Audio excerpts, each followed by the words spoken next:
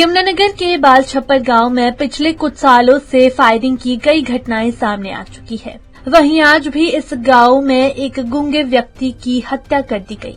मिली जानकारी के मुताबिक सतनाम सिंह अपने घर से बाहर निकले ही थे कि बाइक सवार एक हमलावर ने उन पर गोली चला दी। हमलावर हेलमेट पहने हुए था और वारदात के बाद मौके से फरार हो गया। गांव में डर का माहौल इतना है कि गोली चलने की आवाज सुनने के बाद लोग तुरंत मौके पर नहीं पहुंचे। सूचना मिलने पर पुलिस मौके पर पहुंची और शव को कब्जे में लेकर जांच शुरू कर दी। बताया जा रहा है कि कुछ समय पहले सतनाम सिंह की पत्नी पर भी गोली चलाई गई थी, जिसमें वो घायल हो गई थी। बाद में वो गांव छोड़कर चली गई थी। सतनाम सिंह अकेले रह रहे थे, जबकि उनका बेटा अमेरिका में रहता है। पुलिस के अनुसार मामले की जांच की जा रही है और आरोपियों की तलाश जारी है। साथ ही गांव में सुरक्षा भी बढ़ा दी गई है। ये आज सुबह करीब 6 बजे का टेलीफोन आया था कि गांव बाल छप्पर में सतनाम सिंह है, जो जन्म से गूंगा है बिल्कुल। उसकी किसी ने अननोन पर्सन ने गोली मारकर उसकी हत्या कर दी है जब वो सुबह सैर के लिए निकला था। तो मौके पे आए, हमने देखा कि वो सुबह उसका घर पास ही है, वो सैर के लिए निकला था।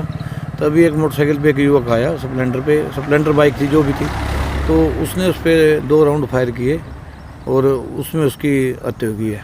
सर, पहले भी गांव में आधा दर्जन के करीब फायरिंग हो चुकी है, सरपंच को भी मौत के घाट उतारा। हाँ, ये इस गांव में तकरीबन 6-7 बार आपस में 1-2 ग्रुप हैं, उनमें आपस में गोलीबारी हो गई है और उसमें 2-3 व्यक्तियों की जान भी चली गई है। और जो इनमें जो गोली चलवाने वाले हैं वो अक्सर सब भी बाहर बैठे हुए हैं। वो बाहर से ही बंदे मैनिपुलेट करके यहाँ फायरिंग कराते हैं और लोगों के घरों पे गोलियाँ चलवाते हैं और उनकी हत्या करते हैं। सर, सरपंच पति की हत्या की थी तो लिखा था कि गांव में इलेक्शन लड़ा तो मौत कबूल नहीं होगी। नहीं, ये तो पुराना विषय है, ये तो अब कोई विषय नहीं, तो पुराना 2-3 साल पुराना विषय है। जब चुनाव हुए थे उस टाइम उसके घर पे गेट पे गोलियाँ चलवाई थी इन्होंने उम्मीदवार को। हाँ। तो इसके पीछे क्या कारण है जो इसकी हत्या की? इसकी पत्नी की भी गोली मारी थी पहले? वो भी काफ़ी समय पहले इन्होंने इसकी पत्नी को गोली मारी थी जो उसके मुंह के आर पार हो गई थी, जिसमें वो बच गई थी। तो उसके बाद उस सरपंच की हत्या हुई। उसके बाद भी गांव में 2-3 बार गोलियां चली हैं। और आज सुबह जो ये बाबू है, इसका बाबू और वीरेंद्र है, जो ये अपना यूएस में बैठे हुए हैं, तो वीरेंद्र का फादर है, ये अकेले ही रहता है यहाँ। तो ये जब सुबह सैर के लिए निकला तो इसके ऊपर भी गोलियाँ चलाई गई, जिसमें इसकी हत्या हुई है। कुछ अभी तक कारण नहीं पता चल रहा? नहीं, ये है तो आपसी रंजिश का मामला है। बाकी तफ्तीश का विषय है, जो भी तफ्तीश में बात सामने आएगी उसी के अनुसार कार्रवाई की जाएगी।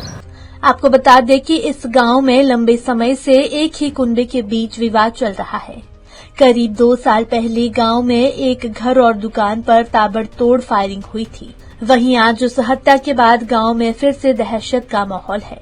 पुलिस का दावा है कि आरोपियों को जल्द गिरफ्तार कर लिया जाएगा, लेकिन लगातार हो रही घटनाओं से गांव के लोगों में भय का माहौल बना हुआ है। पंजाब केसरी टीवी के लिए यमुनानगर से तिलक भारद्वाज की रिपोर्ट।